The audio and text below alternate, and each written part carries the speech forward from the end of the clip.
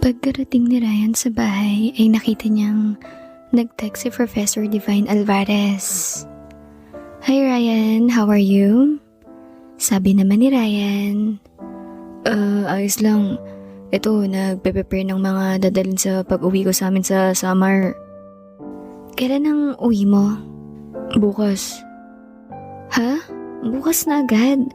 Ang tagal na nating hindi nagkita, tapos babakasyon ka na pala ng matagal. Baka naman pwede kitang makita. Can we meet right now?" Saglit na nag-isip si Ryan. Oo nga, at may ginawa sila ni Yuki noong umaga, pero hindi siya natapos. At hindi rin siya kumilos dahil natatakot na siya na baka mapaano ang dalagam. Kailangan niya na ng mapaglalabasan ng kanyang enerhiya sa paraang hindi niya kailangan magpigil ng buong lakas. Kaya naisip niyang tamang-tama para doon si Divine. Kaya nag-reply siya ng pagsang-ayon. Sige, punta ako dyan sa'yo. Magdadala na rin ako ng pagkain na makakain nating pang-snack sa dinner." "Okay, sige. Wait kita rito ha. Maliligo na ako." Sagot pa ng dalaga. Kaya naman muli nang inilabas ni Ryan ang sasakyan at umalis. Dumaan muna siya sa isang malaking restaurant at bumili ng lechong baboy, 1 kilo at chop suey. Dumaan rin siya sa isang stall na nagtitinda ng pansit palabok. Bumili siya ng isang order na good for 5 persons. Barbecue 6 pieces, tapos lumpia na gulay at isang 1.5 na soft drinks. Tsaka na siya nagtuloy sa biyahe papunta sa bahay ng magandang dalagang professor na si Professor Divine Alvarez. Pagkarating niya roon ay agad siyang pinagbuksan ng dalaga ng gate. Pagkababa ni Ryan ay agad niyang niyakap ang dalaga, kaya hinayaan niya na lang din. Anong meron?" Tanong ni Ryan. "Wala lang. Sobrang saya ko lang. Akala ko hindi mo ako pagbibigyan sa hiling kong makita kita. Tapos uuwi ka na pala ng summer." Sabi naman ni Ryan. "Tulungan mo muna akong iakit ang mga pagkain natin. Yung pansit palabok, lumpia at barbecue. Ito na lang munang merienda natin. Tapos sa dinner na lang ang lechon na chop suey." Sabi naman ng dalaga na nakangiti. "Snacks lang ang tawag mo sa pansit palabok, lumpia, gulay at barbecue? Heavy meal na yun ah." Oo. Snack time natin kakainin kaya merienda yun." Di, kailangan muna natin magpagutom para naman masulit natin ang pagkaing dala mo." "Anong ibig mong sabihin?" Maang natanong pa ni Ryan na kunwari hindi niya alam ang ibig sabihin ng dalaga. "Sus, kunyari ka pang inosente. You know what I mean?" Sagot pa ng dalaga. Pagkaakyat na nga nila sa ikalawang palapag at mailagay ang mga pagkain sa lamesa, ay agad hinila ni Divine si Ryan papunta sa kanyang silid. Naka-on na ang aircon kaya sobrang lamig na sa loob. Mabango na rin at halatang bagong palit ang mga sapin, kumot at punda ng mga unan. Wala na silang naging pag-usap. Rekta na sa sadya ng dalaga. Pero sa totoo, yun din talaga ang sadya ni Ryan. Dahil nabitin lang siya sa nangyari sa kanila ni Yuki. Hindi niya talaga intensyong may gawin sa dalagang si Yuki. Pero dahil na rin sa awa sa sitwasyon ng dalaga, kaya hinayaan niya na lang din iyon. Halos umabot sila ni Professor Divine ng 1 oras sa loob ng sinid.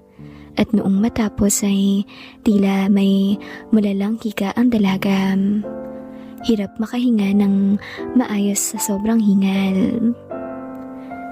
Grabe yun, Ray. First time kong maranasan na maging ganun ka karahas Sabi naman ni Ryan. Para hindi mo ko mamiss ng matagal. Matagal akong mawawala eh. Tama ka, Ray. Matagal kitang hindi mamimiss dahil kailangan ko rin ng mahabang pahinga. I think napunit na naman kasi. May bahay na naman nga sa kamo. Agad namang napalingon si Ryan. Doon niya napansin ang mga mantsa sa sapin ng kama. Sorry. Don't worry.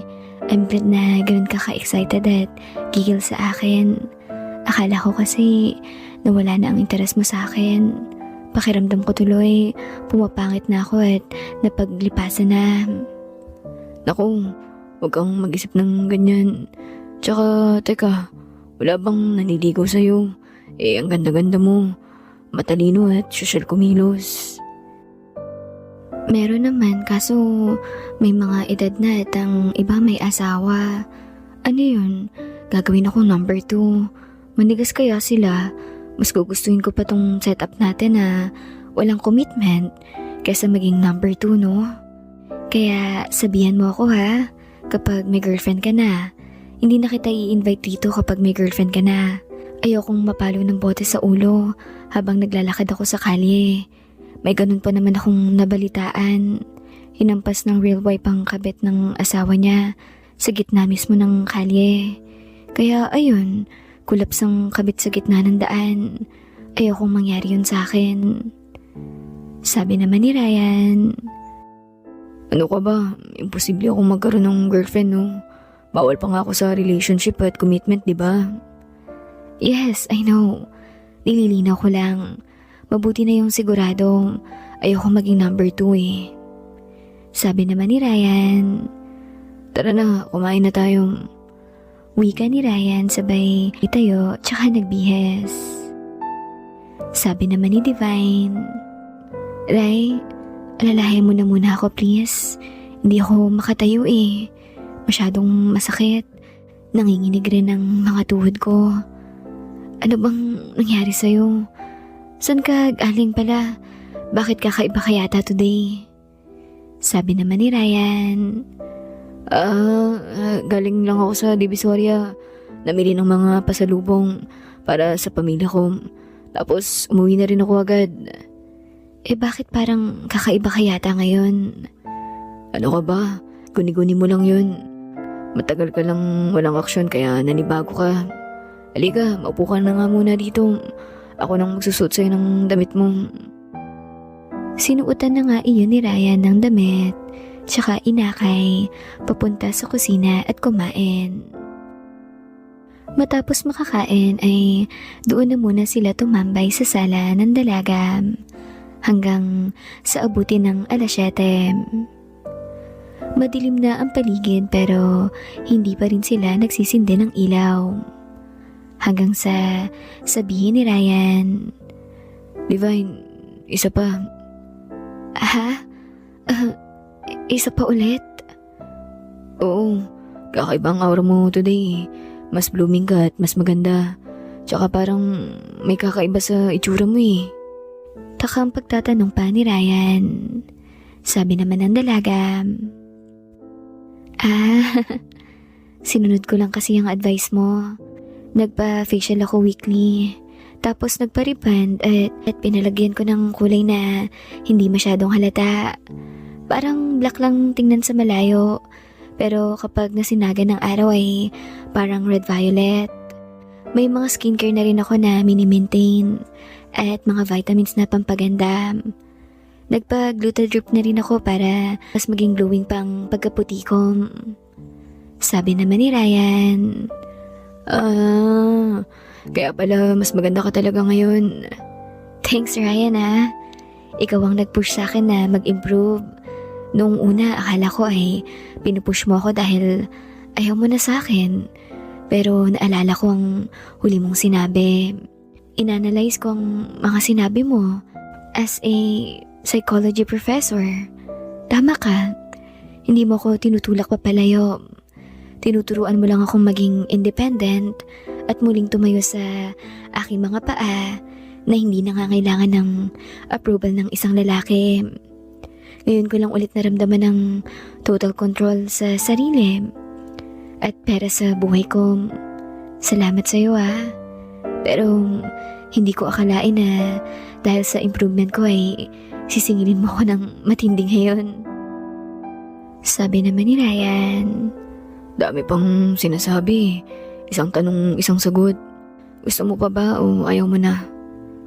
Siyempre, gusto. Pero baka pwedeng dahan-dahan lang muna. I'm still hurting pa Okay, dahan-dahan na this time.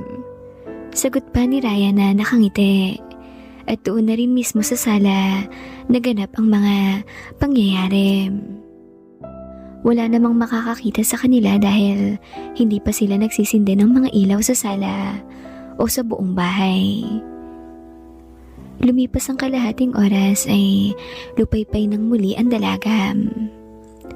Ray, time out. Mamaya na lang ulit. Malapit na akong mag-pass out Akala ko ba gentle na lang?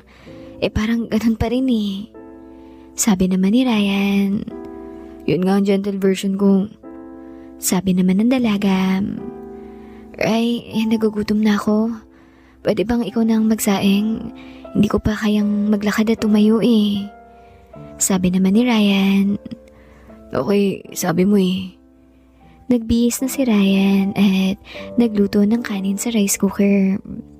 Tsaka siya bumalik sa pagkakaupo sa sofa, dala ang isang malaking baso na puno ng soft drinks na nilagyan niya ng cube ice. Inabot niya iyon sa dalaga. Drinks ka na muna Sabi naman ng dalaga. Unahin mo kaya akong alukin na damitan bago ang drinks. Na-paralyze na yata ako.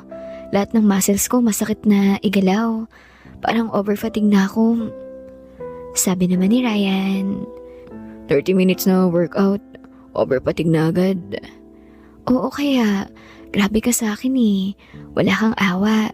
Para kang namamarusa. Sabi naman ni Ryan. Sige pala, misa na muna kita. Masyado ka pa namang maganda sa paningin ko ngayon. Baka maisipan ko pang umisa. Uy Ryan, maawa ka naman sa akin. Oo, namiss kong ginawa mo sa akin. Pero sobra na yata to. Malapit na akong malagutan ng hiningi. Mahawa ka naman. Tawa naman ng tawa si Ryan. Ngayon lang ako nakarinig ng ganyang pagmamakaawa Sabi naman ng dalaga. Baka ngayon ka lang din namarusa ng isang babae sa masayang paraan. Hindi na sumagot pa si Ryan at itinuloy na ang pagsusuot ng damit sa dalaga. Tsaka palang ininom ng dalaga ang sobrang lamig na soft drinks na dala ni Ryan. Tapos sumandal iyon sa upuan at pumikit. Sabi ni Ryan. After nating kumain, uuwi na ako Maaga akong babiyahe bukas pa pauwi. Sabi naman ng dalaga. Okay, ngayon ka lang magpapaalam sa akin na hindi kita pipigilan. Dahil baka kapag dito ka pa nagpalipas ng gabi ay baka hindi na ako sikatan pa ng araw. Namatay na ako sa overfatigue at overuse. Nakangiting wika ng dalaga. Muli nang tumayo si Ryan at ipinasok ang lechon sa microwave oven. Tsaka naman isinunod ang chop suey. Noong mapainit na lahat ng pagkain ay tsaka niya na inalalayan papunta sa hapagkainan ang dalaga at sabay na silang kumain. Ryan, pagbalik mo ba galing sa probinsya nyo, dadalawin mo pa rin ako rito? Oo, bakit? Ayaw mo na ba? Balik tanong pa ni Ryan. Gusto, syempre. Naisip ko kasi na kakaibang mga ginawa mo ngayon. You make me feel so special. Kaya baka ito nang huling pagpapakita mo sa akin. Sabi naman ni Ryan. Hindi naman siguro. Pero gaya ng dati, wala pa ring promises kung kailan Dahil busy nga ako, diba? Lalo at isasama ko na pabalik rito ang pamilya ko. Kailangan ko silang alalayan. bago sa kanilang bahay sa syudad. Kaya dapat tutukan ko pa rin sila. So, hindi ka na magpapatutor sa akin sa next semester? Baka hindi na muna, pero depende pa rin. Kung may subject na mahirapan ako, edi magpapatutor na lang ulit ako sa'yo. Sabi naman ng dalaga. Sana mahirapan ka sa next sem, no? Para kailanganin mo ulit ako. Kahit pa mas babaan mo ng professional fee ko, ay ayos lang. Ang gusto ko lang naman na may araw sa isang linggo na makikita kita. Sabi naman ni Ryan. Depende nga yun. Ngumiti lang ang dalaga at nagsimula ng kumain kahit pa may iniindang hapde at kirot sa kailaliman. Noong matapos silang kumain ay si Ryan na rin ang naghugas ng mga plato at naglinis ng kusina. Tsaka siya nagpaalam. Paano, Divine? Aalis na ako para makapagpahinga ka na rin. Kaya mo bang bumaba? Hindi pa rin, Ryan eh. Mahihirapan akong humakbang sa hagdan. Papaakyat. Isara mo na lang ang gate ha. Automatic naman yun magsasara kapag inila mo na ang pinto ng gate. Okay, sige. Bye, Divine. Mag-iingat ka palagi ha. Oo, Ryan. Ikaw din mag-iingat sa biyahe mo papauwi sa inyo ha. Wika ng dalaga at bumaba na si Ryan ng hagdan habang nakatanaw sa kanya ang dalaga sa terrace ng second floor. Kumaway na lang si Ryan bago niya isinara ang gate. Gumanti naman ang pagkaway ang dalaga. Umalis na nga si Ryan sa lugar ng magandang professor at diretso nang umuwi sa bahay niya. Mahaba naman ang oras niya para matulog dahil 2:00 pa ng hapon ang biyahe ng Piltrangco na bus na kanyang sasakyan papauwi na Lahing Bulan, Sursugon. Pagkarating sa bahay ay iniligay niya na lang sa isang box ang mga pasalubong niyang pagkain dahil dumadaan naman sa mga stopover ang mga ganong provincial bus. Noong ready na ang mga dadalhin ay tsaka na siya humiga at natulog. Kinabukasan, pasado 9:00 na siya nagising. Nag-almusal na muna siya. Tsaka niya tinawagan si Manager Lexi. Hello? Sir Ryan, bakit po? Ay, Lexi, magpapaalam lang ako sa'yo. Hindi ako pupunta ng showroom ngayon Uwi muna ako sa probinsya ko sa summer. Semestral break ko naman. Kaya may 2 weeks ako para umuwi sa amin. Susunduin ko na rin ang pamilya ko. At dito ko na sa syudad papatirahin sila. Really? That's nice, Ryan. Mukhang nalalapit na talagang pagkamit mo sa iyong mga pangarap.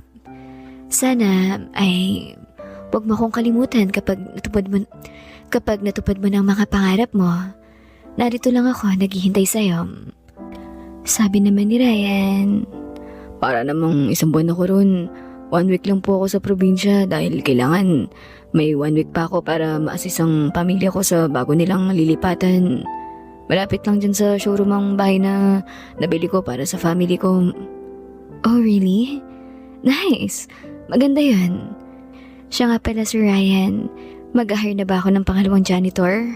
Masyado nang malawak ang showroom at mga annex building natin para sa isang janitor lang. Paano pa kapag umabsent si Russell? Dapat may katulong na siya sa paglilinis at may matitirang isa kapag absent siya. Sabi naman ni Ryan. Huwag ka nang mag-hire ng isa dahil pagdating ng tatay ko, siya na ang i-hire natin as janitor. Ha? Sure ka? Tatay mo gagawin mong janitor sa showroom? Oo naman. Bakit? Anong masama ron?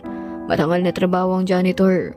Mataas ang sahod at may mga benefits dahil direct hire na natin sila. Hindi na contractual. Sa bagay, tama ka. Naisip ko lang na baka gusto mong bigyan ng mas mataas na posisyon ng tatay mo sa showroom. Hindi pwede, Lexi. 2nd year high school lang natapos ng tatay ko. At buong buhay niya ay magsasaka at mangingisda lang siya. Kaya mahihirapan lang siya at siguradong mai-stress lang yun kung bibigyan natin siya ng mas komplikadong trabaho. At least sa pagiging janitor ay hindi siya mai-stress dahil pinagdaanan ko na yun at kinaya ko naman. Ako rin mismo ang magtuturo sa kanya para siguradong magagaya niya ang quality ng paglilinis ko noong ako pa ang janitor ng showroom. Alright, you're the boss and it's your father. Ikaw ang mas nakakakilala sa kanya at ang masusunod, of course. Sige, Lexi. See you after 1 week o 2. Ryan, baka pwede akong maglambing. Oh, ano naman yun? Ryan, baka pwedeng after ng vacation mo bigyan mo naman ako ng time. Kahit isang weekend lang na out of town. Sige, titingnan ko. Pagkabalik ko dyan pero hindi muna ako mangangako ha. Kaya nang sabi ko, kasama ko ang pamilya ko pagbalik ko dyan at kailangan ko silang i-guide sa lahat ng bagay. Pati na sa pagtatransfer ng mga kapatid ko ng school. Okay, Ryan. I understand. It's fine with me. I'll wait your decision na lang. Bye, Ryan. Take care, ha?